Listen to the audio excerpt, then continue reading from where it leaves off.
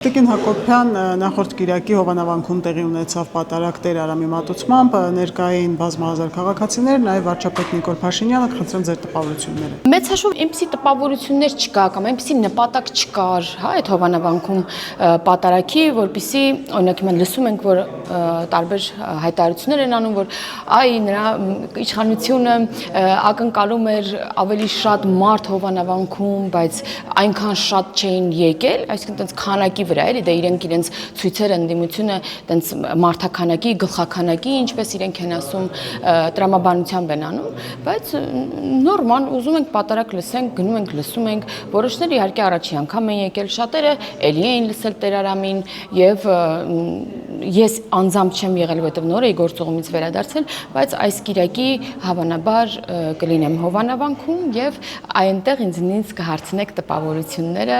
իբրև արդեն ներկա պատարակին։ Երեք մայրաթորից հայտարարություն են տարածել, մեջբերեմ, հարկ ենք համարում արձանագրել, որ իշխանությունների հովանավորմամբ Հովանավանքում ծիսակատարությունների անվան տակ կատարվող գործողությունները պղծություն են չունեն հոգևոր որևէ արժեք եւ անվավեր են։ Իսկ Հովանավանքի եկեղեցին ենթակա է վերասրբագործման։ Ես կխնդրեմ այս մասով եւս մեկնաբանեք։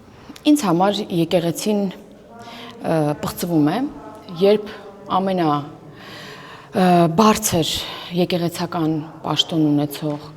կաթողիկոս կարգված մարդը բացարձակ չի համապատասխանում իր ուրեմն այդ պաշտոնին։ Ինչի մասին է խոսքը, բոլորդ գիտեք, դա կուսակրոնության ուխտն է, առանց որի հնարավոր չէ լինել կաթողիկոս, այսինքն շատերը այդ կուսակրոնության ուխտը կնքում են, նոր դառնում են ավելի բարձրաստիճան, ուրեմն հոգևորական։ Հետևաբար, օրինակ շատ քահանաներ ամուսնացյալ են եւ չեն հավակնում ավելի բարձր պաշտոնի, բայց օրինակ Կտրիչ Ներսիսյանը խաբել է Աստծուն նախ եւ առաջ իր հավատացյալներին, ենթադրում եմ շատ նաև հոգևորականների, պնդելով որ ինքը կուսակրոն է, սակայն նա չես կարող կուսակրոն լինել եւ ուրեմն զավակ ունենալ, եթե դու Հիսուս Քրիստոսը չես եւ այլն։ Հետևաբար այն պղծությունը, որը կատարել է Կտրիչ Ներսիսյանը, նախ այդ պղծությունը պետք է նորից վերաօծել, մաքրել, հետո անցնել այլ հարցերի քննարկման։ Իսկ ինչու չի քննարկվում այս հարցը եկեղեցական խորհրդում, ժողովում, որում պետք է նման հարցերը քննարկվեն։ Որովհետև եթե օրինակ այս հարցը քննարկվի, ասեն հասարակության մեջ, լայն հասարակության մեջ կա նման հարց, պետք է քննարկենք այստեղ, ապա նրանք կբախվեն շատ ակնհայտ փաստին եւ այդ վարքյանից գոնե սկսած Կտրիչ Ներսիսյանը այլ երկ չի ունենա, քան լքել վեհարանը։ Ես էլ չեմ խոսում այն պղծությունների մասին, որոնց մասին խոսակցություններ կա հենց հասարակության մեջ, հենց եկեղեցականներն են խոսում, կապված տարբեր դրսևորումների հետ, օրինակ տարբեր եկեղեցականների ստիպել գնալ քաղաքական ընդդիմության համար արվող հանրահավաքներին ընդդեմ իշխանության, լսեցիք Տեր Աղանի այսպես հեռախոսազանգի ձայնագրությունը, երբ Տեր Աղանը չլինելով բնավ իշխանության աջակից բողոքում էր, որ կաթողիկոսը ստիպել է սեփական մորը, ով որդեկորույս է, պատերազմում զոհված այլ որդի ունի, վերցնել եւ գնալ հանրահավաքի։ Կամ դուք տեսել եք, որ կաթողիկոս Սարանը դարձել է Հայաստան դաշինքի շտաբ նախընտրական, որտեղ լոգոներ են փակցված եւ այլն։ Այսինքն այս պղծությունները եւ այլ պղծությունների մասին էլ մենք լսում ենք տարբեր, հա, փաստարկներ, այս պղծություններին նախ պետք է անդրադառնա այս հոգևոր խորհուրդը եւ հետո եկեղեցական խորհուրդը, հետո իրավունք ունենա անդրադառնալու այլ հարցերի, հետո իրավունք ունենա որոշ հոգևորականների օրինակ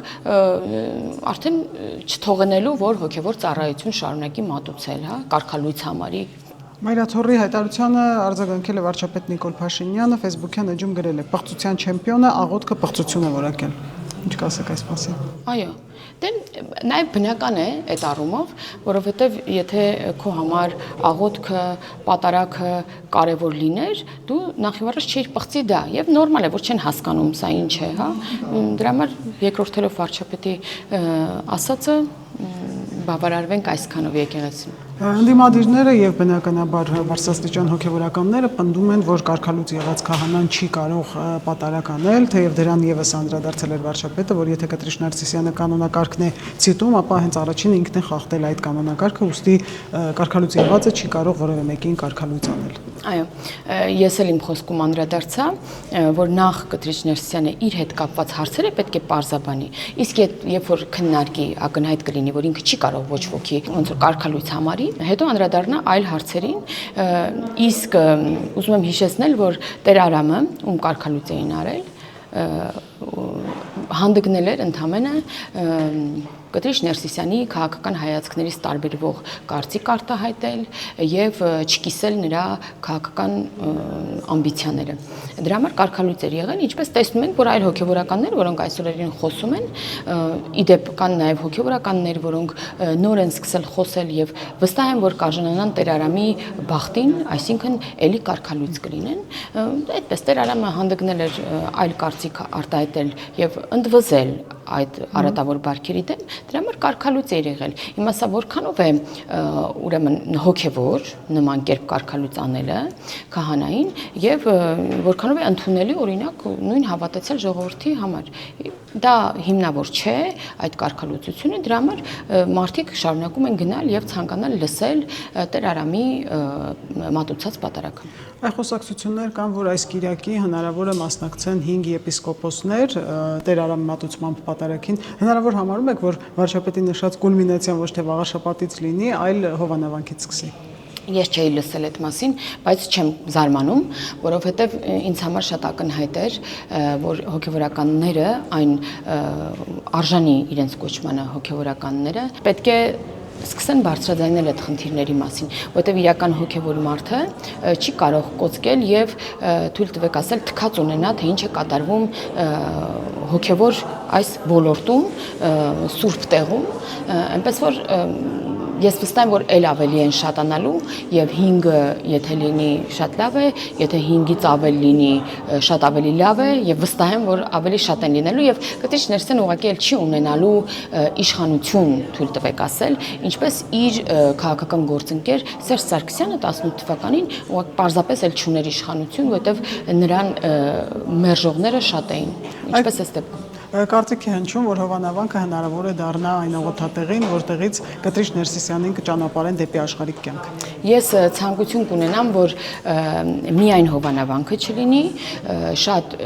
եկեղեցիներ, հա, մաքուր աղոթք հնչի եւ մի տեղից չլինի, այնպես է ստացվել, որ Տեր Արամը այդ եկեղեցում է, քահանա հիմա դեռ շարունակում է, հա, պատարակներ մատուցել, չնայած այլ քահանաներ են արդեն այդտեղ գործուղվել Կտրիշ Նարսիսյանի ձեռամբ, այդպես է ստացվել, բայց հուսամ դա այսպես վարակիչ կլինի։ Մայրաթորի հաղորդման մեջ այսպիսի մի տեսակետ է հնչում, որ իշխանությունները բռնազավթել են հովանավանքը, կան եկեղեցականներ, քահանաներ, որոնք պետք է պատարակ մատուցեն, սակայն իշխանությունները թույլ չեն տալիս, բայց նկատենք, որ երբ մենք հարցախույզ էինք անում բնակիչների մոտ, հենց նույն հովանավանցիների, նրանք ասացին, որ տեր են կանգնելու Տեր Արամի իրավունքներին եւ թույլ չեն տալու, որպեսզի նա եկեղեցուց հեռանա։ Ես ձեր հարցախույսից բացի, ես մի ընդդիմադիր լրատվամիջոցի հարցախույս եմ նայել, այն էլ Էջմիածնում, ընդդիմադիր լրատվամիջոցի, որտեղ եւս գերակշիռ մեծամասնությունը հարցվածների կիսում էր իշխանության կարծիքը, համակարծիք էր, եւ եթե ընդդիմադիր լրատվամիջոցն է ստիպված այդպիսի կոնտենտ հրապարակում, որտեղ առնչվել է նրան, ինչին առնչվել է, ապա բնական է, որ որոշ բաներ իհարկե վստահ եմ, որ այնտեղ հանվել է անգամ, այսինքն հասարակության կարծիքը շատ ակնհայտ է եւ հովանավանքում հատկապես, երբ իրենց հոգեվոր առաջնորդին գիտեն, պետք է նման կարծիք հայտնեն, ես չեմ կասկածում։ Մյուս կողմից ուզում եմ ասել, որ օրինակ շատ ինչի է օրինակ Էջմիածնում կարծիքը այլ, այսինքն ժողովուրդը կիսում է կարծիքը, որովհետեւ Էջմիածնում ավելի մոտիկից են քաղաքացիները տեսնում, թե ինչ է կատարվում Մայրաթորում։ Դրա համար շատ բնական է, որ այնտեղ պետք է կողմ լինեին մեր բարձրացրած խնդիրներին,